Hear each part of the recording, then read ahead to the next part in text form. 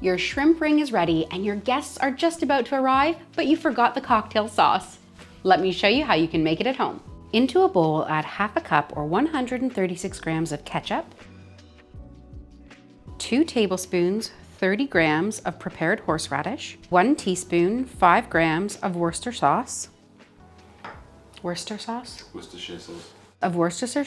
1 teaspoon, 5 grams of Worcestershire sauce, 1 teaspoon, 5 grams of lemon juice, and this is optional, but it's my secret ingredient, half a teaspoon, 2 grams of apple cider vinegar. You could also add in a few dashes of hot sauce if you want it spicier.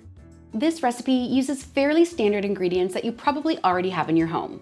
But if you're missing the horseradish, I've linked my other video in the description below to make this without it. Give it a taste and add salt and pepper if you'd like, but I think it's perfect just like this. You can use this straight away, but it's even better if you let it rest overnight so all those flavors marry together. You can make this as hot or as mild as you'd like.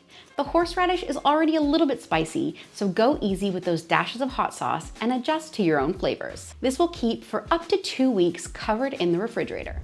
If you're looking for more great recipes, YouTube thinks you're gonna love this one. If you found this video helpful, please head down below and hit the like button, and why not share it with a friend? Thanks so much for watching, and I'll see you next week.